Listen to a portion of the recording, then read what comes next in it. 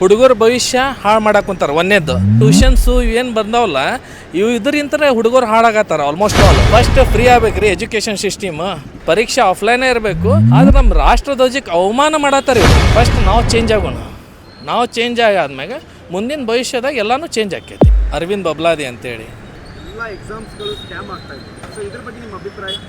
ಇವು ಸ್ಕ್ಯಾಮ್ಗಳು ಎಲ್ಲ ಈಗ ಆನ್ಲೈನ್ ಮಾಡಿ ಭಾಳ ಫಜೀತಿ ಮಾಡ್ಯಾರ. ಎಲ್ಲರನ್ನೂ ದಾರಿ ತಪ್ಸತ್ತಾರ ಆನ್ಲೈನ್ ಮಾಡಿ. ಮೊದ್ಲೇಕ ಆನ್ಲೈನ್ ಎಲ್ಲ ತೆಗಿಬೇಕ್ರಿ. ಮುಂಚೆ ನಮ್ಮದು ಕಾಲದಲ್ಲಿ ಹೆಂಗಿರ್ತಿತ್ತು, ನಮ್ಮ ಕಾಲದಲ್ಲಿ ಹೆಂಗಿರ್ತಿತ್ತು ಅಂತಂದ್ರೆ ಎಲ್ಲನೂ ಆ ಬೋರ್ಡ್ ತಕ್ಕಂತೆ ಅಲ್ಲೆಲ್ಲೇ ಇದನ್ನು ಮಾಡ್ತಿದ್ರು. ಇವಾಗೆಲ್ಲ ಪೇಪರ್ಸ್ ಲೀಕೌಟ್ ಹಾಕಿದ್ದಿದ್ದಿಲ್ಲ. ಇವು ಆನ್ಲೈನ್ ಮಾಡೋದ್ರಿಂದ ಏನಾಕೈತಂದ್ರೆ ಹುಡುಗರ ಭವಿಷ್ಯ ಹಾಳು ಮಾಡಕ್ಕೆ ಕುಂತಾರೆ. ಒಂದೇದ್ದು ಆಮ್ಯಾಗ ಪರ್ಟಿಕ್ಯುಲರಾಗಿ ಸ್ಟ್ರಿಕ್ಟ್ನೆಸ್ಸೇ ಇಲ್ಲ ಈಗ. ಅವ್ರಿಗೆ ಹೆಂಗೆ ಬೇಕಾ ಈಗ 15 ನಿಮಿಷಕ್ಕೊಮ್ಮೆ ಪೇಪರ್ ಚೇಂಜ್ ಮಾಡ್ತಾರೆ ಇವರು.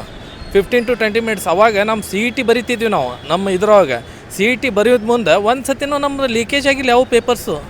PUC ಎಕ್ಸಾಮ್ ಎಷ್ಟು ಸ್ಟ್ರಿಕ್ಟ್ ನಡೀತಿತ್ತಂದ್ರೆ ಈಗ 90% ರಿಸಲ್ಟ್ ಆಗತ್ತೈತಿ. SSLC ಮತ್ತು PUC ಇವೆಲ್ಲ ಪದ್ಧತಿ ಅಲ್ಲ. 90% ಬೇಡ, ಜಸ್ಟ್ ನಾವು 35 ಓದುವಂಥ ಮಾರ್ಗಸ್ ಬರಲಿ. ಇವು ಏನು ಟ್ಯೂಷನ್ಸು ಇವೇನು ಬಂದಾವಲ್ಲ ಇವು ಇದರಿಂತ ಹುಡುಗರು ಹಾಳಾಗತ್ತಾರ ಆಲ್ಮೋಸ್ಟ್ ಆಲ್. ಅವ್ರಿಂತ್ರನ ಪೇಪರ್ಸ್ಗಳು ಎಲ್ಲ ಔಟ್ ಆಗತ್ತಿದ್ದು ಅವ್ರಿಂತ್ರ. 38 ಲಕ್ಷ ಕೊಟ್ಟನೆ, 50 ಲಕ್ಷ ಕೊಟ್ಟನೆ ಒಂದೊಂದು ಪೇಪರಿಗೆ. ಇವು ಟ್ಯೂಷನ್ಸ್ದವ್ರೆ ಸ್ಕ್ಯಾಮ್ ಮಾಡತ್ತಾರ. ಅದಕ್ಕೆ ಅದು ಮೇನ್ ಬಂದ್ ಆಗ್ಬೇಕಾಗಿದ್ದು ಅದು ಒಂದು ವಿಚಾರ. ಆಫ್ಲೈನ್ ಇದ್ದಿದ್ರಿಂತ ಹುಡುಗರ್ದು ಏನಾಕೈತಂದ್ರೆ ಸ್ಟ್ರಿಕ್ನೆಸ್ಸು ಆಫ್ಲೈನ್ ಇರೋದ್ರಿಂತ ಅಲ್ಲೇ ಬಂದು ಬರಿಬೇಕಾಕೈತಿ ಹುಡುಗ. ಆನ್ಲೈನ್ದಾಗ ಇನ್ನೂ ಸ್ಕ್ಯಾಮ್ಗಳು ಭಾಳ ಆಕಾವು. ಆನ್ಲೈನ್ದಾಗ ಮಾಡಬಾರ್ದು, ಆಫ್ಲೈನೇ ಇಡಬೇಕು. ಯಾವತ್ತೂ ಪರೀಕ್ಷೆ ಆಫ್ಲೈನೇ ಇರಬೇಕು. ಆಮೇಲೆ ಇವತ್ತಿಗಾದರೂ ಎಷ್ಟೋ ಮಂದಿ ಏನೋ ಒಂದು ನಂದು ನಜರ್ದಾಗ ಮೊನ್ನೆ ದಿಲ್ಲಿದಾಗ ಅದು ಇದನ್ನೆಲ್ಲ ಮಾಡಿದ್ರು ಸ್ಟ್ರೈಕ್. ಆದ್ರೆ ನಮ್ಮ ರಾಷ್ಟ್ರಧ್ವಜಕ್ಕೆ ಅವಮಾನ ಮಾಡತ್ತಾರೆ ಇವರು. ಸ್ಟ್ರೈಕಿಗೆ ನಮ್ಮ ರಾಷ್ಟ್ರಧ್ವಜ ತೊಗೋಬಾರ್ದು ಇವ್ರು ಯಾರು. ನಮ್ಮ ಧ್ವಜವನ್ನು ಅದಕ್ಕೊಂದು ಇದನ್ನೈತಿ, ಅದಕ್ಕೆ ಸಿಂಬಾಲ್ ಐತಿ, ಅದಕ್ಕೊಂದು ಇದನ್ನೈತಿ, ಗೌರವ ಐತಿ. ಅದನ್ನು ಸ್ಟ್ರೈಕಿಗೆ ಬಳಸಬಾರ್ದು. ದಯಮಾಡಿ ಎಲ್ಲ ವಿದ್ಯಾರ್ಥಿಗಳಿಗೂ ಹೇಳ್ತೀವಿ, ಎಲ್ಲರಿಗೂ ಹೇಳ್ತೀವಿ. ಇದನ್ನು ಕಾನೂನು ಬಾಹಿರವಾಗಿ ನಾನು ಹೋರಾಡ್ತೀನಿ. ನಮ್ಮ ರಾಷ್ಟ್ರಧ್ವಜ ಸಂಬಂಧ ಇದನ್ನು ಮಾಡೋಕ್ಕೆ ಹೋಗ್ಬೇಡ್ರಿ. ನಮ್ಮ ಹೋರಾಟಕ್ಕೆ ರಾಷ್ಟ್ರಧ್ವಜ ತರಕ್ಕೆ ಹೋಗ್ಬೇಡ್ರಿ. ಆಮೇಲೆ ನಿಮ್ದು ಏನು ಹೋರಾಟ ಐತಿ ಸೈಲೆಂಟಾಗಿ ಕುಂತು ಮಾಡಿರಿ.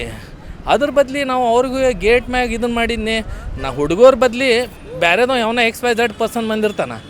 ಇದ್ದಿದ್ದು ಅದನ್ನು ದುರುಪಯೋಗ ತೊಗೊಂಡು ಆ ಸ್ಟ್ರೈಕಿಗೆ ಹೋಗುವಂಥ ಇದನ್ನಾಗತ್ತೈತೆ. ಅದು ವಿದ್ಯಾರ್ಥಿಗಳು ಏನು ಸ್ಟ್ರೈಕ್ ಮಾಡ್ತಾರೆ ಶಾಂತ ರೀತಿಯಾಗಿ ಮಾಡಲಿ, ಅದಕ್ಕೆ ನಾವು ಒಪ್ಪಂದ ಐತಿ. ಆದ್ರೆ ಏನೈತಿ ಎಲ್ಲ ಹುಡುಗರಿಗೂ ಕಲಿಸ್ರಿ, ಮುಂದಿನವ್ರಿಗೂ ನೀವು ಕಲಿಸ್ಕೊಂತವ್ರಿ ಹುಡುಗರಾಗಿ.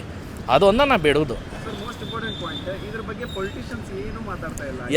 ಎಲ್ಲ ರಾಜಕಾರಣಿಗಳೇನ್ರಿ ಅವ್ರದವ್ರ ಸ್ವಾರ್ಥಕ್ಕೆ ನಿಂತಾರೆ.